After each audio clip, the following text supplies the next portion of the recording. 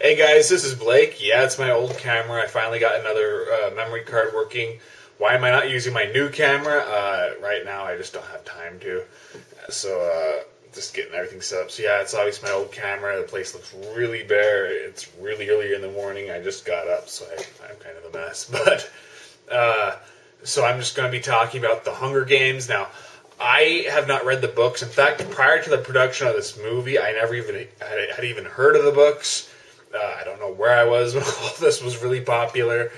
But, so when I saw the trailer, I really wasn't sure if it looked good or not. I really respected that they were holding back and showing the actual Hunger Games. It was really just building up to them, so I was wondering, okay, are they really building up to something awesome here? But it also looked a little bit like they took Battle Royale, but then had the filmmakers of Twilight do a remake of it. And I don't know, I was getting that vibe. But then the reviews came out, and they were really good, so I figured, okay, this isn't just Twilight again. And but, you know, I always worry with some movies, or some websites like Rotten Tomatoes, it makes a movie seem better than it is. So I went in there expecting a good movie, but not a great one. And that's really what I got. I thought The Hunger Games was a really good movie, but it wasn't, I don't think, like classic material. I didn't think it was as good as Lord of the Rings. Probably better than Harry Potter. And certainly better than Twilight. But it was good. So just for the sake of this review, I'm going to be splitting this in not two literal parts, but I'm just going to be talking about the first half and the second half, because that's really the easiest way to break this movie down. The first half is really just building up to the Hunger Games. It is a really well done first half because it does a great job setting up its characters. I instantly grew to love all of them. And what I love about this is that all the characters are interesting. There isn't a single dull character in this whole movie. At least, you know, the characters that they establish at all. I mean, there's plenty of characters who you don't know who they are. You know, like nameless faces, especially when it comes to the Hunger Games. But I liked the good guys, I like the bad guys, I like the supporting characters, and I like the main characters. That's, I think, always important, because when you have a cast of really interesting characters, it's easy to forget about your main characters. Like Scott Pilgrim vs. the World had a real interesting supporting cast, but the two main characters were incredibly dull and boring, and that almost completely sunk that movie for me. But this one, I was rooting for the two main characters more than anybody, and that's always a good sign, especially considering how everybody else was really well written. And the actors they got to play them were all great. I loved Woody Harrelson the most. I thought he was hilarious as the mentor. He was my favorite character. But then everybody I thought did really good. Elizabeth Banks I barely recognized. She was great. And Donald Sutherland, of course, plays the bad guy. And, you know, he's Donald Sutherland, and he's always awesome at it. Wes Bentley does great. The two main kids, I'm trying to think what their names are. Josh Hutcherson, I've seen him before, and he does good, but he's not as good as the main girl. I can't even remember what it was. Jennifer Lawrence? I could be wrong about that, but this, I believe, is her big break, and she is phenomenal. I think she'll become a huge star if she plays her cards right. Unfortunately, most of those actresses who I thought would become big stars never really took off because they just did not play their cards right. Like Dakota Fanning, what has she been doing lately? What's her face from Let Me In? I don't know what she's been doing. So hopefully she has better luck than them and turns out to be a big actress, because she has a lot of talent, and I thought she did great.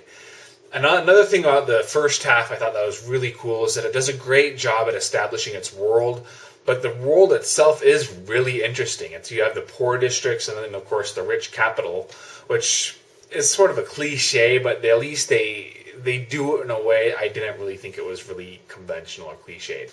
Too many movies these days of this kind of, with these kinds of epics, they're just too bleak looking. You know, they always have to have like gray or dark filters.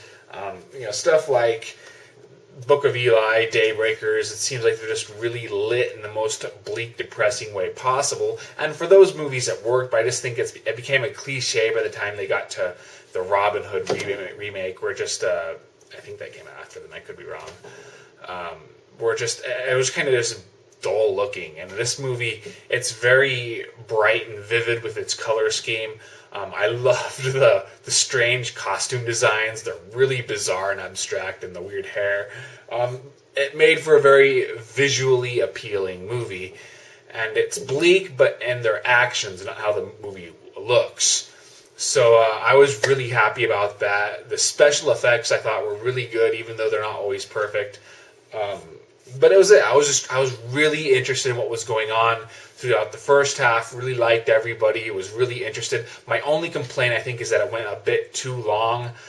And while it didn't affect the pacing in the first half, I think it really affected the second half. The second half is when the movie ceases being great and starts just being good. And so I guess a little disappointing because how much they're really building up to this. First off, if you're expecting Battle Royale, you're going to be disappointed. For one, Battle Royale was more about the event itself, and you've got, little tidbits of characterization to where there was a lot of people who were interesting, but you never really got to know anybody that well. And I love Battle Royale, or at least like it. But this one is just focusing primarily on its few main characters. For the most part, everybody else is just sort of disposable and forgettable. But and it's not that violent either. I thought a lot of people complained about how the violence was kind of muddled. I disagree. I think with Battle Royale, even though it was intentional, it was kind of sleazy in its violence. So, it's fine, I guess, for what that was going for. But this one wants to be more sad. It wants to be a little bit more depressing in how it treats its violence. So you'd only get bits and pieces here and there. But I thought it was pretty effective. And obviously not everybody agreed with me there. And it's not like it's a bad second half. It still looks really good. There's a lot of intense and edgy moments. The suspense was good. There was a lot of interesting twists and turns, and you get to meet some of these characters that aren't the main characters, and they're fairly interesting, like the little girl, the big badass black guy. There's one character who's kind of like following other characters and stealing their stuff, and sort of like a side thought character, but she was pretty interesting just from what we see of her. But it's also where I just started feeling this movie was going on for too long.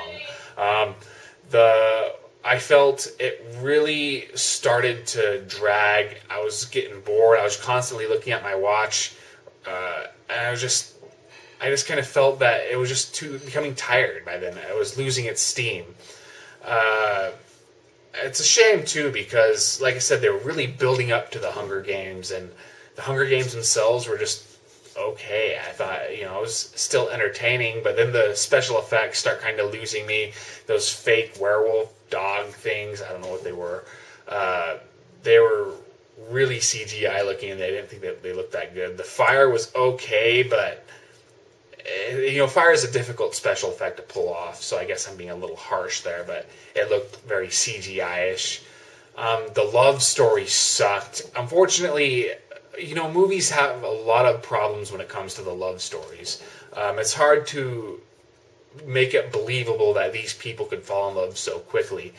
And while this isn't the worst example of its ilk, it's just, I don't know, it just kind of felt shoehorned in there. And I'm sure it's more important in the novels, and it is sort of important here, but I just didn't buy their chemistry. I didn't buy them falling in love so quickly, especially considering I thought she had another boyfriend back in her district, but I was told later on that they weren't supposed to be dating, they were just supposed to be friends, but I did not get that impression in the movie. In the movie, I got more or less that they were supposed to be going out, but if the book says they weren't, okay.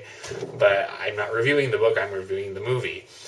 And that's really it. It's just sort of like, there's a lot of little stuff I felt they could have taken out that wasn't really adding anything. Like, she has this flashback to where her father dies. Maybe that ties in more with future books. Once again, for this movie, it kind of just felt tacked on. There's a scene with Woody Harrelson where he sees these kids play fighting, and it is actually a really well done scene, but once again, it doesn't tie in with anything else. And I always believe when you flesh out your characters, it has to feel relevant. But that's just a little nitpicking here and there. I think the movie would have benefited from maybe being 10, 15 minutes shorter, but it left an impact on me. It was, consistently entertaining, at least for the most part. I was on the edge of my seat quite a bit. I cared for what was happening, And, there are plenty of good tear-jerking moments and plenty of good funny moments, too. That's always a surprise when a movie can balance that. And I enjoyed it. I definitely say everybody should go see it, but don't listen to the reviews too much, because I think when you or listen to the fans at least too much. I think this is the type of movie that if you go in expecting a good movie, you're going to get a good movie. And if you love it, that's even better. But if you go in expecting a great movie, I think you're going to be setting yourself up for disappointment. So if you want to read my written review, check the link in my description. Follow me on Twitter if you're interested in that. And of course, just go to my website. Like I said, I'm currently going through the Hellraiser movies. I'm on currently 6. I'm going to do the 7th one tomorrow. That's pretty much it. Hopefully there will be a Creepy Bald Guy episode out soon, and if not, I'm planning on doing a Critiquing the Critics episode. So hopefully all that works out. I'll see you guys later.